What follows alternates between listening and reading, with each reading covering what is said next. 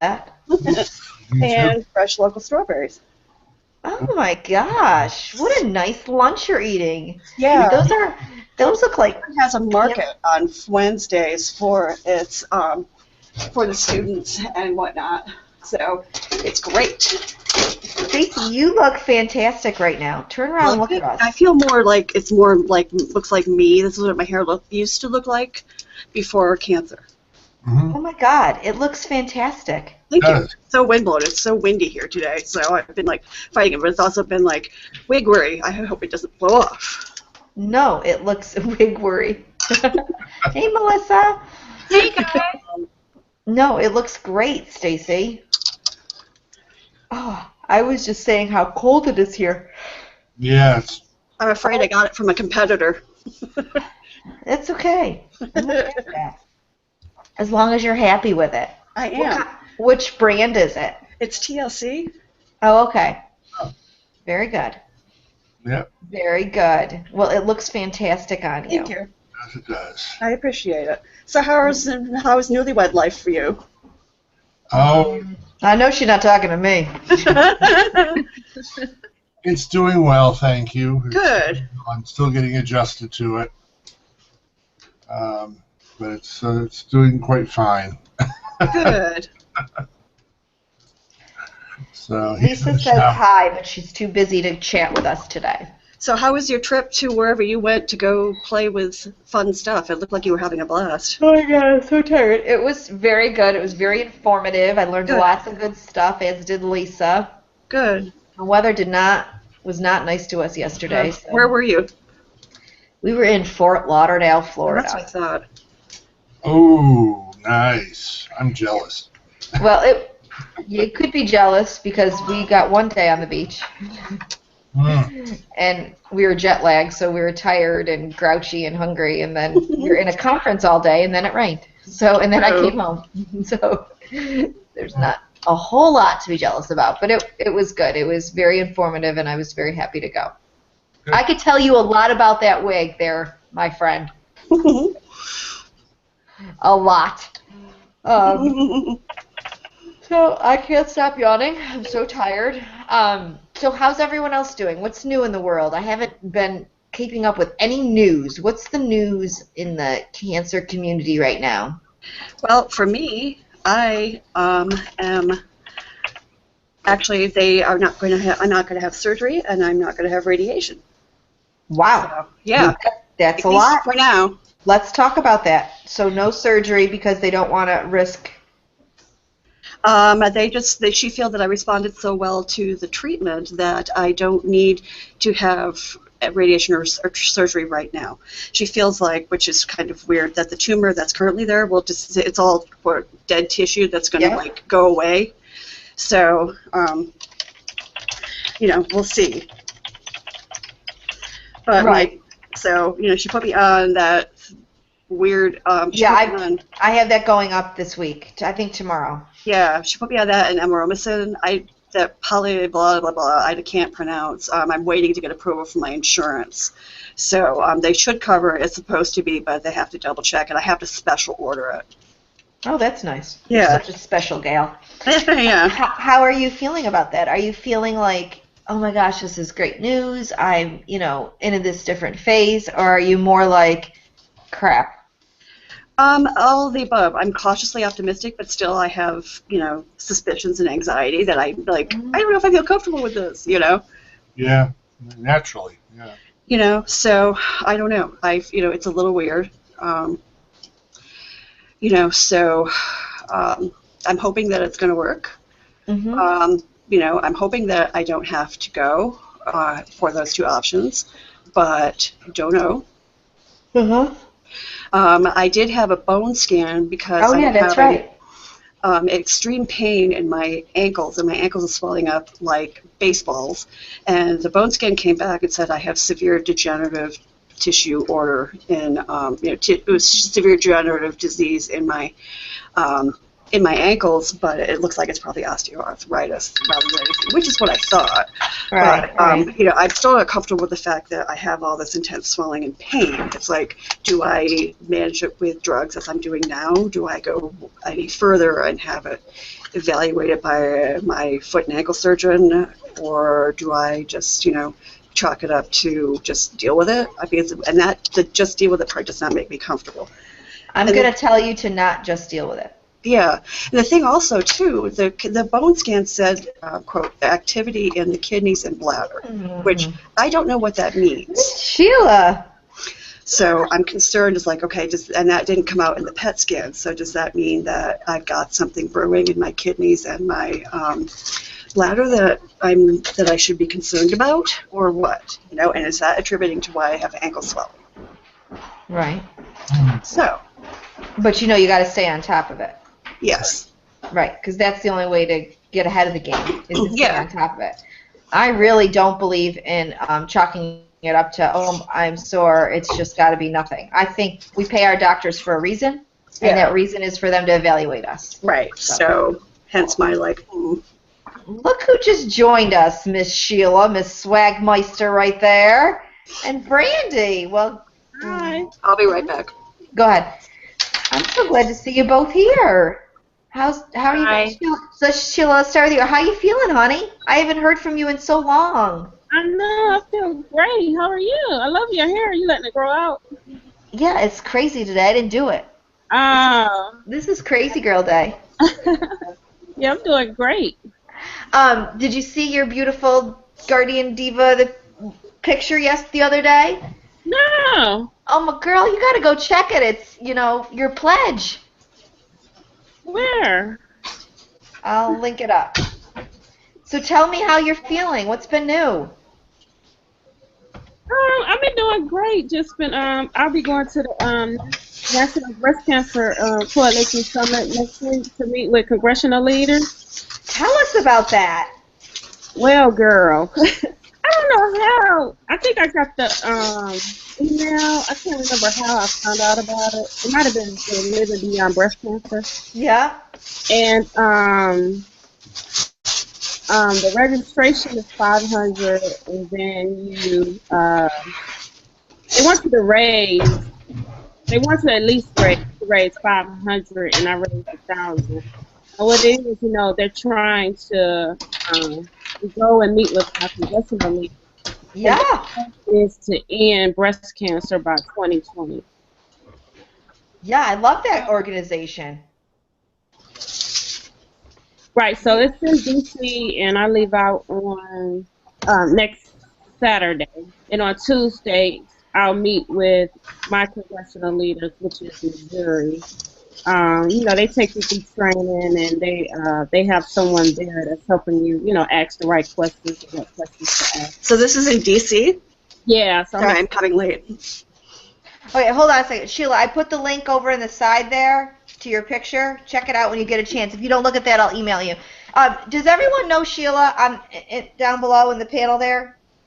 I don't think so. I've not met before. Okay. Sheila, why don't you give everyone a little background real quick, and then we can all kind of, you guys all know me, but we can all kind of just give a little bit. But Sheila's a force. Yay. I was diagnosed in 2009 with stage 4 HER2 breast cancer. Oh, those look lovely. Yeah, they'll need to be washed. No, they're not. So right now I'm in remission. Last year I went into remission, and I'm on Herceptin and Flazodex right now. And doing amazing. Yeah, amazing. Yeah, it's been Right? good. Yeah. Yeah. No complaints. Yeah, Sheila's got a great attitude for everything she's been put through, and she's always got that great smile on her face. And one thing I love about Sheila is that she always is there to help somebody else, and that just really is amazing to me. Do you write for Peer Diva? Yes, I do. And Living Beyond Breast Cancer, I belong to them. Okay, I thought I'd read your stuff. Yeah. Yep. So, wow. So this is exciting. Are you excited to do this? Yes, I'm very excited. I can't wait. My first time, so. This is great. Oh my gosh, what a face to put behind it. Yeah. And, you know, as a woman with color, you know that Right. breast cancer is no joke there because women in any ethnic background are getting hit hard, and because of, you know, the education, it's just not, Right. it's I found late in also went stage. to the Go ahead. I went to the Young Survival Coalition's conference in Houston, which was amazing. There were, you know, their conferences are for women diagnosed under 45. Yep. There's over about 600 women, and it was an amazing conference. Yeah, I've wanted to go to that several times. That's a great conference. Yeah. Good for you. Yay! So that's some exciting news in the community. I want you to make sure you send me lots of links to that so I can pop it everywhere, okay? I sure will. Yeah. I want it. I definitely want to especially pop since that I'm a up. local, I'd love to, you know, promote that. Yeah, so Sheila, Stacy is in the DC area, and she's also a stage 4 gal. Mm-hmm. Hey, I am. Stacy. Hi. I work at Georgetown. I can't hear you. I'm sorry. I said, how have you been feeling? Good. Cautiously optimistic, actually. You know, I just was telling everybody that just got out of chemo and have avoided the surgery and radiation stage for now. I'm on Aromacin and that new weird-sounding drug that just came out for stage 4. So they're trying drug management for now, and knock on wood, I'm hoping that it works. Which one, Kadcyla or No, Perjeta? the one that begins with a P, the one Proclib, blah, blah, blah. Perjeta? No, it's like hold on. I I'll be can't back. pronounce it. I got it. I got you, girl. Go ahead. I gotta find it. Mouthful. So, you know, I'm very much an advocate, too, for stage 4 needs more research, metastatic especially, so anything we can do to raise the level of awareness is pretty awesome, so I commend you. Yes, it's not, I'll tell anybody, it's not always easy, but you know, you just keep going and you keep doing what you're doing. Mm-hmm. I don't know how you have the energy, Sheila. You seem like I you're know. like doing something every day. I see your pictures. It just seems like you are like always doing something, and I think that's so impressive. Yes. You know, when I was diagnosed, you know, I have a strong faith in, you know, my faith is like really strong. I say, God, if you just let me, you know, live to advocate for, you know, for a cure or advocate to help somebody, you know, this is what my mission would be. So every day he gives me strength to keep fighting and to keep, you know, advocating. Right. I do think that cancer does. I'm looking it up, and my computer's just being so slow. Adds to who we were before. And Sheila, I'm pretty sure you were pretty much a get up and go type of girl before. Yeah. You know, we all have things in our lives that we did before cancer, and I think that just kind of enhanced it and maybe even motivated us a little bit more Yes. to get things done. Mm-hmm. Yeah, that's what I feel like. I feel like that with what just happened to me, I feel like I'm going to make the most use of the energy I have and get back to doing things that I haven't been doing, like taking care of myself more, you know, gardening, all that kind of stuff. You know what I mean? Yeah, I just was going to say, just even taking care of yourself more, because that's huge. You may not have done that before. You may have been the type of person that, you know, ate junk, and not that there's anything wrong with that. That didn't change anything. It didn't. This is not your fault. This is not on you. But it may, your outlook now may be a little bit different. Yes, very much so. Oh my God, this is slow. The drug that you are switching to is in addition to Aromacin, right. So it's 2. Yeah, hold on. Here it comes. I'm going to put it in there. Stacy? Were you hurt too? Oh, you said yeah. Okay. This computer is like, I feel like I'm dealing with an ER, PR positive as well. That's what I was. Yeah, so I got it all. Woohoo! Okay, here we go. Here it is. That's the drug she's taken. Oh, I that is don't- what to say. That's a lot to say, right? Yeah. Heard of that. It's too bad they didn't call them like Elizabeth. the drug that makes me gain weight. Right. Exactly. Like all of them. The drug that. So in Sheila, what you're doing, you're going. What's some ways that the cancer community can change the face of breast cancer? How do you think it should be changed? Like, what are you going to Congress to do? Well, this might kind of, I don't know. When I was first diagnosed, there was like no face for African American stage 4. I know we're all in this together, but I was like, well, I don't know any other like African American women with stage 4 breast cancer. I kind of alone. I want to interrupt you for 1 second. We are all in this together, and we can still all be in this together by taking more women of color, more men with breast cancer, more stage 4 people, taking them all together and interweaving them. You're absolutely right. You still need to take those subgroups, because there's so many subgroups, and bring them in together. Right. So I agree with you 100%. That's hard. But also, too, there's a, in your community, that sounds wrong, but, the African American community, it's something that's, A, not talked about, and something, B, that's very vastly underserved because women don't often have access to the type of treatment and resources they need. And that's unfortunate. Well, I kind of disagree with that because I think now there are so many outlets of women to get mammograms and that's what I agree with there. And free health care.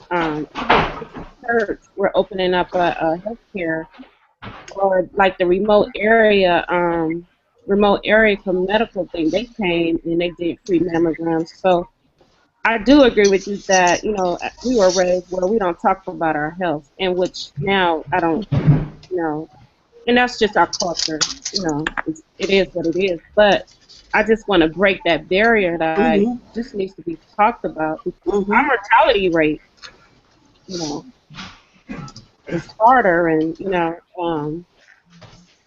I think that's the barrier that I want to break, that, we're all in it together, and we need to unite and find what's going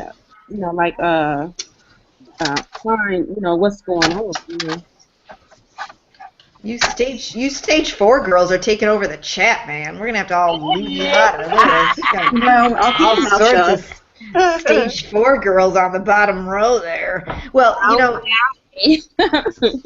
Sheila, what you were just saying, it goes right in with male breast cancer. They're right along with that. They're not diagnosed until stage, late in stage. So why aren't we pulling them to the forefront with with women of color, with the Metsters, pulling that to the forefront? I just recently a family friend was who had breast cancer years ago was recently diagnosed stage 4. It's bad. She's going to be gone soon. And her daughters looked at me and they said to me, how did this happen? Like, because they don't know. They're not in this world like we are. They looked at me and they said, I don't understand.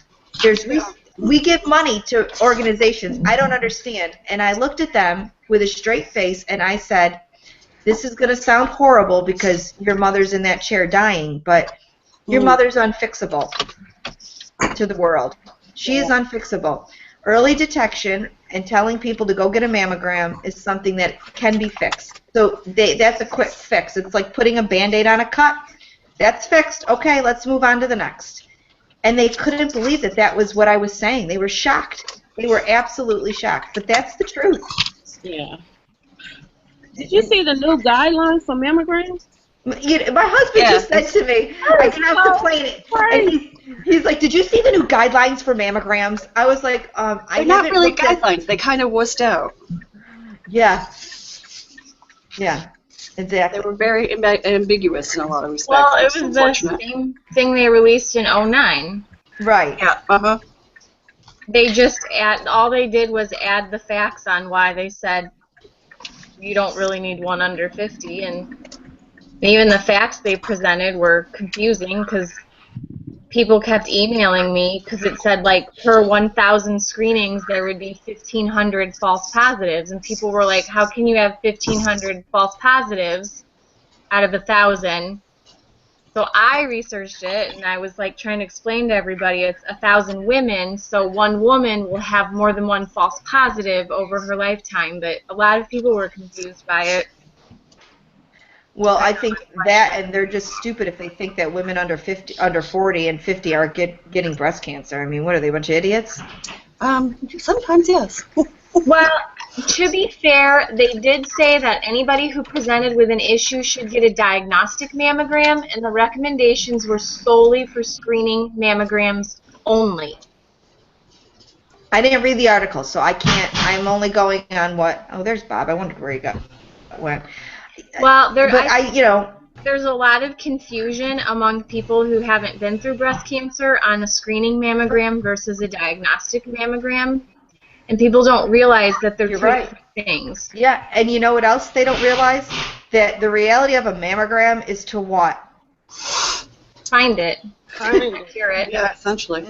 Not cure it, not prevent it. That's not what it's doing. It's not. And they need to remove those words from the mammogram, from the self-breast check. That is not going to cure or prevent your cancer. It's going to catch it. It's what it's going to do. For some, it unfortunately didn't catch mine, but that, you know, I was an advocate for myself. Everyone has their own case. I don't want to get into that, but remove that wording. It's not a cure, people. Nope. We have got to check ourselves. We have got to be in check. It's just the truth. And I think the other thing is we're scared to bring it up to our doctors. We're scared. I don't mean us sitting here, but a lot of people are. They're scared to say to their doctors, well, I'm nervous. I want to get a mammogram. I want it. They think that, like, doctors, I don't know, they're this higher being and you can't have a conversation with them. Or you have a situation like mine with a family history of breast cancer and said, I want a baseline at age 35 because that's what American Cancer Society suggests. And he ignored me and ignored me and ignored me. And I just kept after him. And finally he said, if it will shut you up, I'll order one. Oh, my God. Needless to say, I did not go back and see him again, ever. And Andy's cancer is rampant. I mean, I'm surprised it's not coming out her eyeballs. I mean, it could be. She does have sunglasses on. Hanging out. Here. Okay, That's no, it's it's not. sunny here. It's sunny and 75. Who said that? It's snowing here. It's I don't think windy I can and talk to you 74 here. I love y'all. You all can shut up because it's raining and it's like 40. Yeah, And not it's that good. weather. And Snowing. Where are you?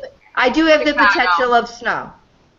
Where are you snowing? Chicago. Look at Sheila's face. She's like thinking in her head, why the hell you all live near there? Well, it's 74 and sunny here, but windy, and we're supposed to go down, plunge into the 50s with thunderstorms. So, you know, we're going to get the Syracuse weather here shortly. So Yeah, you can have it.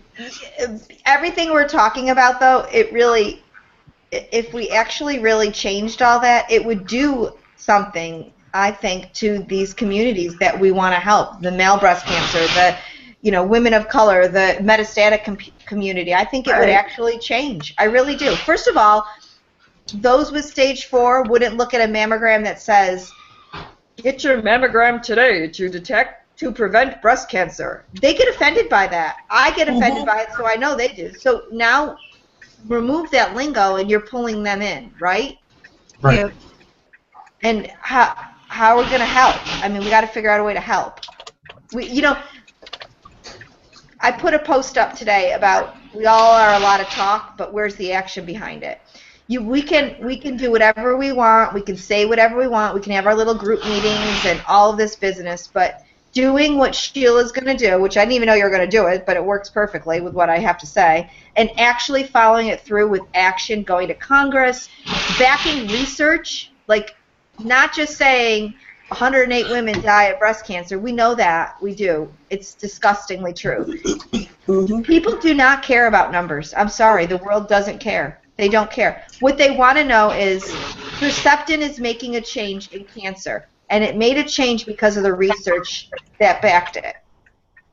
That's what we need to start doing. We need to start throwing research in the government face and say, this is the research we want done right now. Take Andy and research her and find out how to better this population. How can we better it? Andy, you don't mind if we test you? No, I don't mind. Okay. Poked, prodded, whatever. I mean, you know, I've actually asked my doctor here recently if I still have tissue in the bank somewhere. You know, both from my primary tumor and from my metastasis biopsies. Just I want to find out, where is it? Because if I find out where it is, I want it to go somewhere. It needs to get researched. What's different about my primary tumor that made it Mets? Or is there something genetically? You know, is BRCA2 the Mets gene? You know, I don't know, but that's got to be studied. Any of you knew her, but Brandy, you might have. Did you know Kim Beck? Doesn't sound familiar. Kim Bell was her maiden name. Kim Bell Beck. When she died, it was hard, but she died very peacefully. It was gorgeous. But everything you just said, Andy, that was what she stood by. She donated her body. She's like, I want you to take my fingernails and find out if there's something in my fingernail that you can, understand what's going on. And what kills me is my friend Helene that passed away, she wanted to be put into this trial, and they told her it was too late. She was too metastatic for it. I don't understand that. Well, okay, when you look at research, and when you're looking at research, you have to look at, there's a bell curve, okay? The majority are going to be in the middle. There's some really bad and some really great. But you want your study to, especially if it's they're a commercial, we're trying to make something for the market to profit off of. They want to be able to show only the good outcomes, only the ones that have good results. For example, Avastin. Okay, Avastin worked great at controlling the spread of my bone mets. However, it got black boxed because it wasn't, quote, statistically significant enough. Okay. So even what though you just it worked said great is for disgusting Avastin, to me. It worked great for me, and at $25,000 a pop, I can't afford it.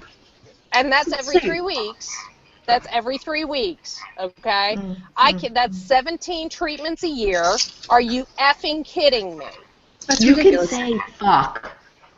Bob is not offended by the word fuck. Well, I didn't know if you were YouTubing it live again, so I was trying to be nice. I am. I don't care. But seriously, I mean, $25,000 a pop every 3 weeks, it was working great. But because it got black boxed by the FDA, because it wasn't statistically significant enough of an improvement, even though it was working great for me, I got fucked. Now, is it your insurance that stops approving it, or did they actually stop making the drug? No, the drug is still available because it was being used what they call off-label. It is specific to colon cancer, but they were seeing some good results with breast cancer. However, they started having abdominal bleeding problems in the colon cancer patients, most primarily after surgery. So they black boxed it for any off-label use. Well, once they black boxed it, insurance is not going to pay for it anymore. Right. So I had the option of continuing the treatment at $25,000 a pop, or going screw it and let's see what next comes along. That's criminal.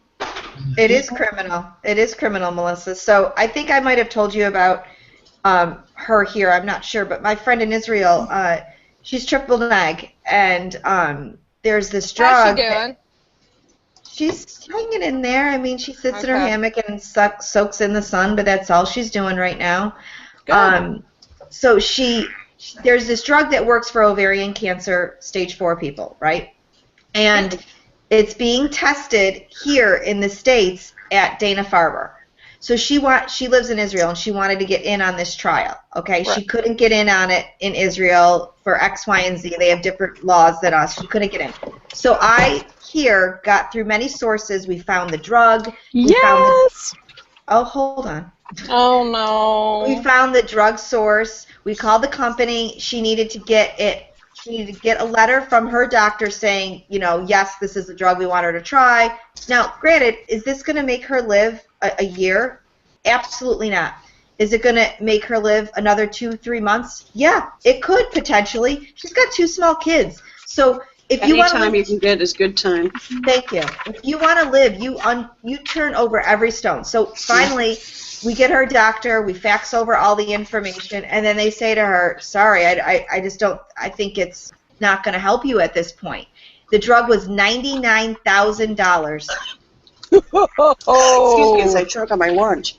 Did you hear what I said? $99,000. Now, maybe in someone's world, $99,000 is not a lot of money, and maybe it is worth someone's life, but why are we charging someone? Now, I know, I'm saying this with sarcasm, okay? I understand the reason why a drug costs that much. If I talk to a researchist and I get the background why that pill costs so much money, I understand it. But now I'm talking about this person's life, and I'm talking about a mother. So she never got the drug. We couldn't get it. Ridiculous. I think it is. I think it is. It's a tragedy, too. I think the drug's not going to save her life. She knows that. It's just her last. It's her last hope. It's like that last knot you tie in the rope. Why aren't we giving it to somebody? Who cares if it doesn't work? Who cares? Who cares? Well, and then we go back. Then we go back to the needs of the many versus the needs of the few. Okay, if we don't spend, and this is an insurance thing, but if they don't spend $600,000 on me, but they fund 6,000 mammograms, at that cost, well then they potentially mediated a whole lot more money by that many people. You're looking at business costs and business paradigms and all that craziness. Well, I actually found an ovarian cancer patient that was taking it and was willing to she was going to give me her bottle. She wasn't stage 4. She was on a trial for it. She was going to give me her bottle to send it to my friend. I mean, it just amazing. Our community and how she doesn't know her, you know what I mean? We just lean on how we support each other and lean on each other, and I don't know. I just think that the drug company, I don't think it has the cure for cancer. I don't believe in any of that. I do, however, think that there is a very odd racket above it all, and it just bothers me. Yeah. It really does. It bothers me. When I hear, even when Sephora would go and pick up her pills and they would cost, she'd leave there and she'd be like, I couldn't pick them up because insurance won't pay for it till tomorrow when it's been 31 days instead of 30 days. I mean, that's bullshit. That's bullshit. That's bureaucracy bullshit. Give her pills. Do not make that woman a cancer patient, anyone with any severe illness, go back to a pharmacy because of one freaking day. And they do that. They do that. All the time. Yep. It's ridiculous. It is ridiculous. I don't understand it. I can't wrap my head around it. I want that to change because that goes back to caring for our patients and caring for our people. How are we caring for them? That's not care. When I was just visiting my auntie, she was getting really nauseous. She's on a lot of pain pills. She's in a lot of pain. She's bone mets, liver, kidneys, whole 9 yards. She's on oxygen. You name it, she's got it. And she's like, I need my nausea medicine. And I looked at the girls and I said, nobody told you to take that nausea medicine like before she takes all that painkillers? And they're like, no, nobody told us. Do you guys have any idea how nauseous Dilaudid and all of that medicine makes you on top of your nausea from the fact that she's got cancer in her liver and in her kidneys? And talk to a metastatic patient who has severe mets to the liver and to the kidneys. They'll tell you their stomach is bothering them. and now they have medication on top of it. But the doctor just said to them, take nausea medicine when needed. Yep.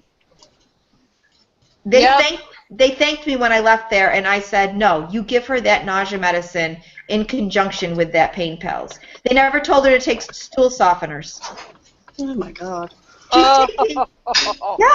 Add that to why your stomach is jacked up. I know. My husband is so needy. Well, they're husbands, isn't that kind of like by definition? Mm-hmm.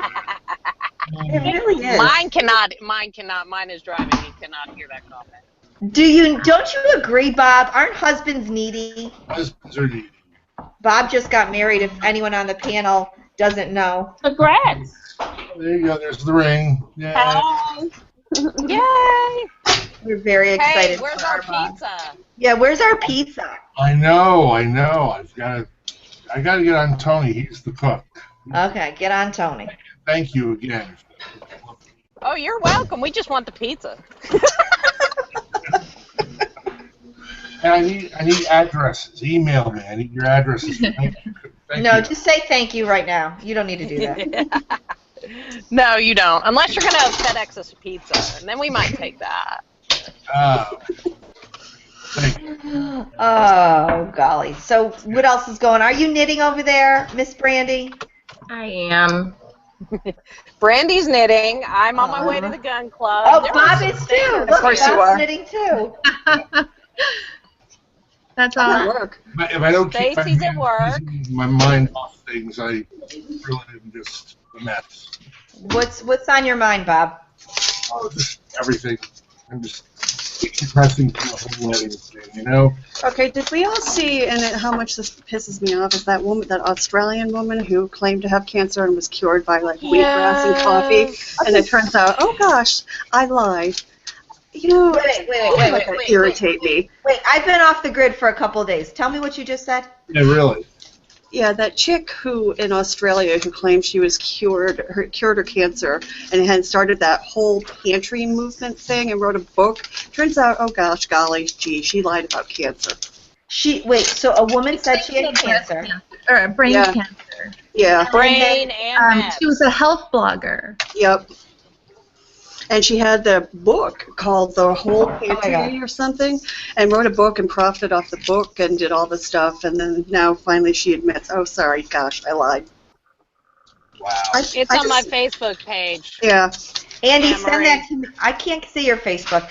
So, you know what my problem is with that, and you guys, some of you are going to disagree with me, but sometimes people can't have treatment for whatever their reason being, and I don't want to get into the specifics of that, and because you guys know, either their cancer is spread too far and they can't have chemo, they can't have treatment for religious reasons, I don't know, or like my girlfriend who lives here, she has this crazy cancer that has no chemo. There's no chemo that responds to it. Oh. So her only option is to go with a homeopathic way.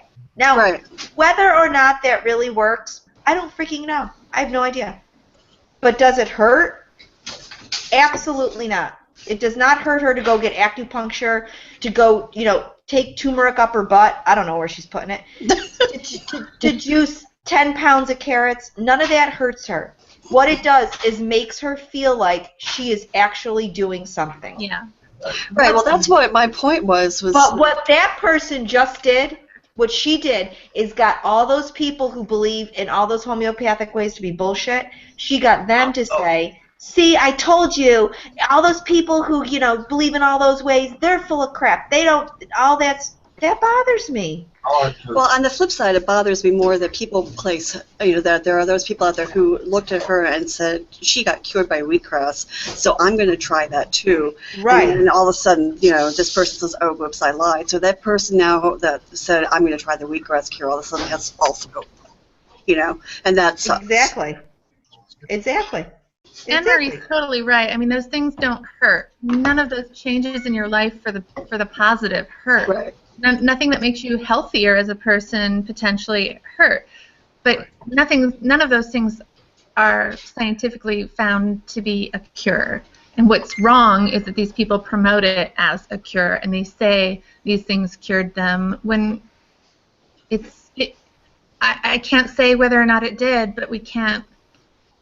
I just don't like it when people say that to people who are actually living with cancer. Mm-hmm. No, but I do think that for some people, for my one friend here, she's kept her tumors at bay by eating this way because her cancer is very rare, and most of the people she knows in this community have died already, or it has spread like rapid fire. My aunt went on a totally macrobiotic diet years ago, and it worked, and it's kept her tumors at bay. Now, I also think that our body is listening to what our mind is saying. So she's got 4 kids. Mentally, she's telling herself, this is working, this is working, this is... Yep. Now, that's not to say that when she goes for a scan in 2 months, she's going to be riddled with cancer. I don't freaking know. But for right now, it seems to be working. So I think it is. I think for her, it is working. I do believe that. I think for her, it is working. Sephora tried all sorts of different treatments. She took vitamins like I can't even express. I think she bought every type of B6 vitamin on the planet. Well, I tried this brand. Maybe I'll try this brand. Maybe it was the wrong brand I'm buying, because there was this whole study at one point that B6 keeps breast cancer tumors at bay and blah blah blah. So she was taking B6 out the ears. Really? She tried every brand possible, every brand. It wasn't working for her. Her cancer was spreading. It was porous. It was in her lungs. It was in her, it was everywhere. It doesn't work for everybody. I don't believe that. But I think for some people, they need that mental part of treatment. I also think that our society is so stupid that we can't take both Eastern medicine and Western medicine and combine them and use them together. Because how better of a person would you be if you had all of that? I don't get it. Makes no sense to me. Well, part of it comes down to financial. I mean, yes. If your insurance isn't going to pay for something, right. You may or may not be able to afford it. Right. Right. Listen, I pay like $150 a month for vitamins. Yeah. It's crazy. I know people who couldn't do that. Right. They couldn't do it. Yeah. And then I don't buy like the, $100 fish oil shipped straight from Sweden, and then other people are shocked that I'm not spending, $500 on my fish oil alone. I got one income and 6 people in this family. Right. Yeah. Exactly. Mm-hmm. Crazy. I mean, everything from acupuncture to massages to, these are all things that help the mind-body work better together, but not everybody can afford the additional expenses. And, as a cancer patient who's now on disability, it was enough for me to go, all right, I've already cost my family, a $60,000 a year job because of this cancer. Why do I add more bills to my family as I'm taking away that income? Yeah, I actually stopped going to PT for lymphedema because I couldn't afford it. It was too expensive. Yeah, $35 a pop. Yeah. Crazy. Does anyone else go to PT or anything like that they had to stop doing? Can't afford to start doing it. No. I was going, but my insurance covered it. But we're getting new insurance, and the new insurance didn't cover it. Yeah. So, but I end up in PT like every 4 months for 3 months. Right. That's it's hard because you need that PT, because the only way to keep your lymphedema right and to not act up is PT. It really is. My cording is horrible. The last time I went to the doctor and I raised my arm, she was like, oh my God, you need to go back to PT. I'm like, you going to pay for that? It goes all the way into my breast, into my stomach. Ow. So how is the radiation going for your keloids? I haven't started yet. They have to, the surgeon and the radiologist have to have the same schedule. I have keloids, and it scares me that you have radiation for them, and I'm like, oh my God, how did yours get so to the point where you have to have radiation for them? Well, I have some lingering cells hanging out, so everything needs to be taken care of. But people think they have a bad keloid, and then they see my keloid, and they're like, oh, I don't have that. Yeah, I've had like 3 people send me a picture after that, and they're like, "Yeah, I have really bad keloids too." And they send me a picture. I'm like, "Yeah, let me show you my keloid." And then they're like, "Holy crap!" Yeah, it's supposed to rain. You might want to bring your umbrella. Where is it, Anne-Marie? Is it like where your incisions, like under your breast to your underarm, or? Oh my goodness! That is one of my keloids. That is just one.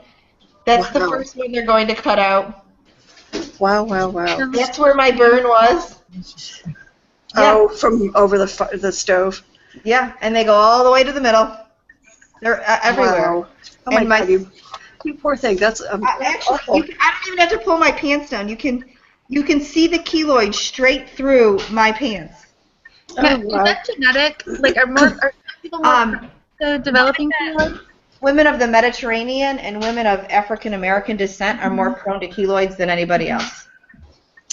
Yeah, they're horrible. I've tried everything. So how do I qualify for one? I don't know. It's actually really weird to see a Caucasian with a keloid. Yeah, me. That's me. Yeah. Yeah, they're very painful. They're excruciatingly painful. And are they just getting larger? Or Oh yeah. Yeah, because if you look at a picture of me like right after surgery, you can't even see them. And now, as every single day, they're bigger and bigger. And if you let them go, they'll continue to get bigger. So I've tried the injections. I've tried every homeopathic treatment that there is known. I have tried the steri strips where they put like a gel, like a silicone gel. They put it over that. I've tried that. Nothing works. He was going to try this thing where he takes this like metal probe, it looks like this, and he inserts it into the keloid, and it irrigates it and breaks up the roping.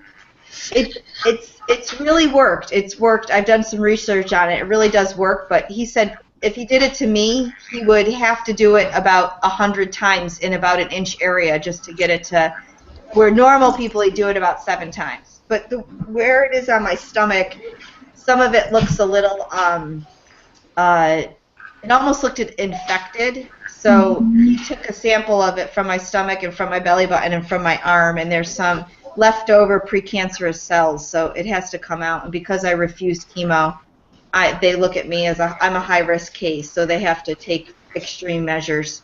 So it'll be cut out 6 different times and radiated 6 different times. And they'll radiate it while you're in surgery, like when they're cutting it? So they'll radiate. I'll have surgery on a Tuesday. I'll go straight from the surgery center to radiation, and then Tuesday, Wednesday, Thursday, Friday, I'll have radiation. Oh my God. So how sick and nauseous and feeling rotten are you going to be? Pretty rotten.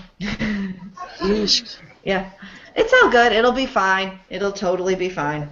But the problem is the surgeon's schedule and the radiologist, they have to match, because you want to, how she worded it was, you want to kill those cells before they have time to think. Yeah. And, Stacy, like you were saying, you can't have surgery. Cancer loves oxygen, so the less surgeries us as cancer patients can have, the better. So if there's precancerous cells in there, which normal people have precancerous cells all over their body, it's totally normal. Yep. But for us, when there's precancerous cells there, it's looking for something. And my doctors jokingly call me the cyst breeder, because I breed cysts like it's my job. So, you got to maintain that, but you also need to be watching. And I have them all over my liver, and they all said, "Oh, don't worry about them." I'm like, "Oh, okay, sure, yeah, right." Yeah, it's crazy. It's crazy. You go from, I never went to the doctors before this. I'm sure you guys all can like shake your head and say the same thing, right? You never went to the doctors, like never had a cold. Now I'm like, I feel like I'm at the doctors every single day, Mm-hmm. Yeah, I joke I have a frequent flyer pass. Yeah, totally. I always joke with my doctors that they have job stability as long as I'm their patient. Yeah. I tell my that one. I tell them that all. I tell my plastic surgeon that I'm like, I'm keeping you in business. I go, take a good vacation and just remember that I'm the one who brought you there. Yeah. And I always get like the really weird complications that nobody's ever heard of. So I always tell them that they should pay me because I'm extending their education. Totally. I agree with you on that. Lab rat. Yeah. Can I just be a lab rat, please? You guys could just, I have test 2 me. doctors writing papers about me because Awesome. I've got Congratulations. really weird stuff, Yeah. which makes me feel all sorts of wonderful inside. Oh, honey. Well, but at the same token, you should feel good about it because you are actually doing a good thing with, as much as wrong as it sounds and sick as it sounds, you are actually doing a good thing. You are contributing to education and you are, carrying out, enhancing something, And I, personally, much as it sucks, I think Here. it's all relative, I know, but I don't know. I think it's actually kind of neat that you are. If you want to be pissed at me for saying that, that's totally fine. But I get it. But but I think it's actually kind of cool. Yeah. Not that long ago, I had to go in for an iron challenge, and they were like, nobody's allergic to IV iron and iron pill. You won't have an allergic reaction. So I had 1/8 of a teaspoon of liquid vitamin with iron mixed in. 1/8 of a teaspoon, and within 20 minutes they were EpiPenning me, and I was all red, and it was terrible. And the doctor comes in and goes, I should have videotaped this. No one will believe this happened. It's so rare. And I thought my husband and I were both going to punch him. Yeah. We're like, we are done being rare. We're done being like the thing you've never seen before. But You do get a little sick of that. I hear you. I can understand what you're saying. Not personally, but I think you get sick of everything on a whole. Actually, when I was getting off the airport, the elevator, there's a big sign for the cancer center. And I thought in my head, why do I have to see that sign when I get off the elevator? To an airport. What, for St. Joe's? No, it was for Upstate Cancer Center. Oh, Upstate. Okay, yeah. I was like, why is Syracuse Airport advertising Upstate Cancer Center? I don't want to look at that. big business. Big business, totally, yeah. Right? Isn't that weird? Yeah. We're a business. I see at least on TV here, because we have so many hospitals, the cancer centers, at least every 20 minutes there's a commercial for one of them. Oh.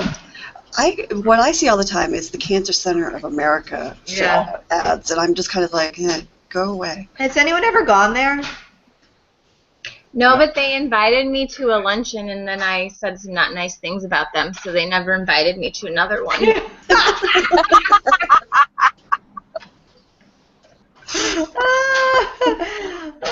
I called them. That was one of my first calls. And they, told me how they operate, and they get you into the center and you stay for 3 days, and you meet with all your doctors, and I was thinking, this is going to be a real pain in the ass with treatment.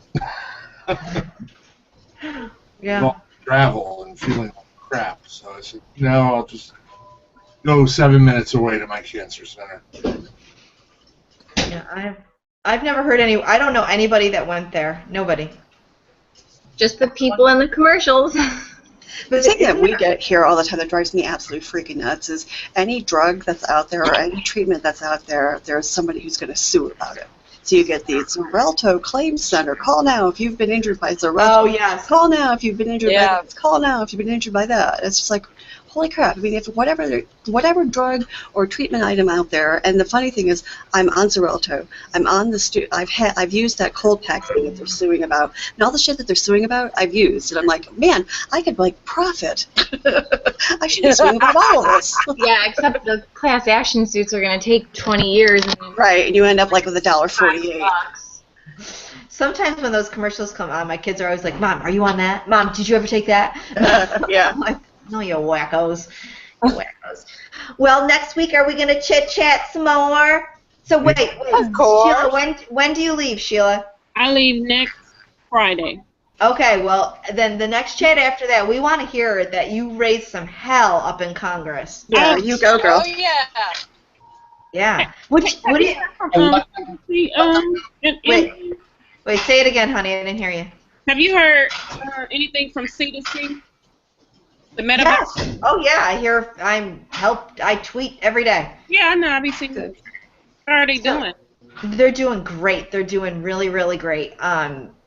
It was kind of bittersweet the day after Sephora died was, one of their first big research promos, and it was for IBC, which she started with was, you know, inflammatory, and there's some really great research coming around. But this is C2C, you know, people. We're talking 100% of research straight to metastatic cancer. There's everyone that works on C2C for Mediviver, every single one of us volunteers. Not one penny goes into anything but that. If you see you know, anything, that's all volunteer. The car that CJ's driving around, that was donated. Nothing, they're not taking money from that. The money is going directly into research. And they're doing a, I wish Downstate was on here, but she's too busy traveling with them. They're doing immunotherapy research right now that's really has some great promise. It really does have some great promise. That annoys me, though, is a lot of those metastatic treatments, they don't want stage 4s, and it's like, really? That's not the case with Mediviver. Good. Not at all. Nope, not there. Not there. Yeah, it's going great. I hope to have a fundraiser with CJ and them at the end of the summer, something to kind of round up and kind of bring it all together. Oh, okay, well, yeah, let me know. Yeah, for sure. Sheila, what are you going to wear? I don't know. I'm going to wear something that's going to make, you know, stand out. Yeah, you better. And some heels, right? Hey, I've got a. What? What did you say? Andy, what'd you say? I said I've got a hot pink wig that'll make her stand out. I do too, if you want to borrow it. Sheila, is it something? Are you going to be in D.C. with Congress? Yeah, D.C. and we staying in Arlington at I think the Hilton. Is it something that people could come and see? I mean, I'm nearby, so. Oh, yeah. I'm gonna get the link for you. So Okay. Okay. One Yeah, sec. please.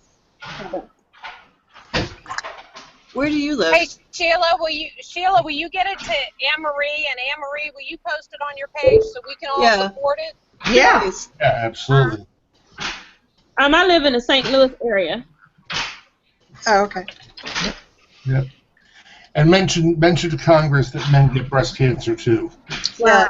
Did you see they did a breast cancer awareness day, I think, in Iowa, and they were supporting male breast cancer research as part of it? The woman who runs the other Mediviver, not Mediviver, but No, that's not. The Metastatic Alliance? yeah, she That's just the same. did a thing. Yeah, I know. She just did that this past week. Cool. And yeah, so I was like, yay, thank you for I always ACAP. tell everyone to please, please, please make sure if they're saying research, make sure it's really going to research and not going to 50 million other things, because Right. that's usually what it is. Yeah. All right, Sheila, I'll definitely post that up. Okay. Yep. Thank you. We'll see y'all next week then. Yeah, baby girl. Okay, thanks. All Bye. right, people. Have a good one. God bless you. Bye-bye. Good night. Love you. Anne Marie, Stay warm. Yes. Bye. Yes. can you hang on? Can you stay on for a minute? Yeah. Hold on. Let me just shut the broadcast off. Okay. Maybe not.